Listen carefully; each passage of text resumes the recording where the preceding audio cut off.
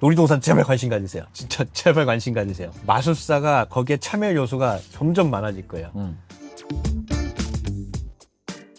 아니 마술사는 놀이동산을 알아야 돼요. 그중에서 테마파크, 그중에서 가장 유명한 거 디즈니랜드라고 쳐봐요. 네. 디즈니에서 애니메이션으로 유명하죠. 디즈니, 월트 디즈니가.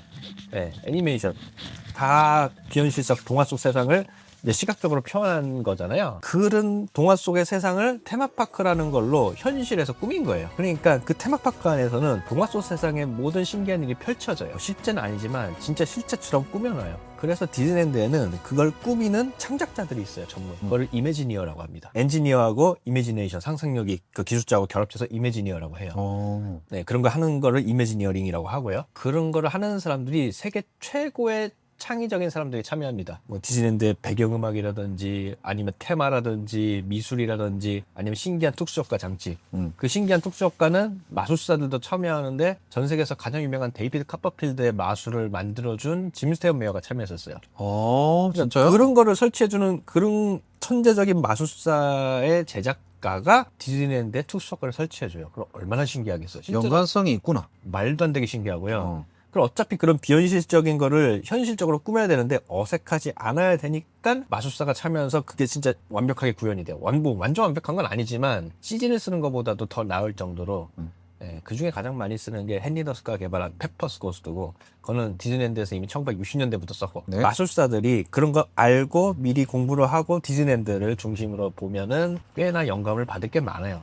진짜 10여 년 전에 마술을 공부하려면 팝업책을 연구하라고 했어요. 그 제 블로그 포스팅 여전히 남아있어요. 우리나라가 팝업책을 수집하는 게 유행되기 이전에 제가 그때 이미 팝업책을 외국에서 수입을 했었거든요. 맞아, 저도 몇 번 봤었어요. 되게 재밌었어. 정보산대학교 처음 가르치러 왔을 때 제가 이사온 부산의 수영구 쪽이 우연찮게 유형민 마술사 집에서 걸어서 5분 거리였어요. 그 친구가 저희 집에 와가지고 저희 집에 있는 팝업책 막 펼쳐보고 막 놀고 그랬거든요. 사람들한테 팝업책 빌려주기도 하고. 그걸 비교적 최근에 또 그 컨텐츠로도 만들었었잖아, 자기도. 네. 맞죠? 제가 가지고 있는 팝업책을 보고서 영감을 받아서 그렇다고 말할 수는 없고, 왜냐면 그 친구는 종이접기 액트도 해왔으니까. 네, 그 스테이지 액트 중에 종이접기 액트 있잖아요. 거기도 보면 종이접기 팝업북 같은 느낌이 좀 있어요. 팝업책 같은 거 봐라 뭐 이런 식으로 얘기를 많이 했어요. 결국엔 지금 우리나라에서도 팝업북을 이용한 뭐 기념품이라든지 뭐 여러 가지 상품도 많이 생겼고 사람들이 관심을 갖고 있고, 마술사들도 팝업책에 있는 요소 같은 거 막 영감 얻어서 뭐 마술 아이디어 만든 사람도 있고. 그때 제가 말할 때는 그렇게 관심 없었어요. 지금은 관심 있고. 제가 창의적인 사람이 아니라서 제가 그걸 미리 안다고 뭐 잘 만드는 거 아닌데, 뭐 남들보다 뭐 미리 어떤 건 먼저 알아가지고 이거 관심 가지고 좋다는 건 말 잘하거든요.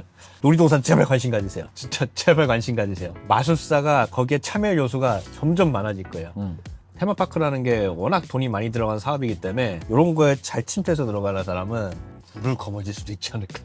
그걸 잘하는 사람은 결국에 또 마술도 잘 만들게 돼 있어요. 디즈니랜드에서 퍼져난 건 아니지만 디즈니랜드에서 그런 특수 효과를 만들어주는 사람이 세계 최고의 뮤지컬이나 영화나 어쨌든 라이브 퍼포먼스 같은 데도 참여를 많이 합니다. 그 디즈니랜드 이런 특수 효과 만드는 사람들이 뭐 세계적인 대형 뮤지컬 같은 데 특수 효과도 만들어요. 그 알라딘에 나오는 그 뮤지컬 알라딘에 나오는 특수 효과도 마술사가 만들었어요. 뭐 단순히 공연하는 퍼포머로서의 영역뿐만 아니라 다양한 분야에 이렇게 들어갈 수 있거든요. 마술사 자체가 와가지고 하는 게 아니고 내가 가진 아이디어로서 환상 자체를 장치를 통해서 표현하는 거로서 이제 참여할 수 있는 거죠. 예전부터 해왔지만 아직도 모르는 사람들이 많아요. 그 중에 하나가 놀이동산인데 놀이동산은 한 곳에서만 뭐 보여주는 게 아니잖아요. 여기저기에서 다 그걸 설치할 수 있잖아요. 미리 공부해가지고 준비한 사람은 우리나라도 점점 테마파크에 아마 관심이 사람들이 쏠릴 거거든요. 왜냐면 우리나라 테마파크 아직 약해요.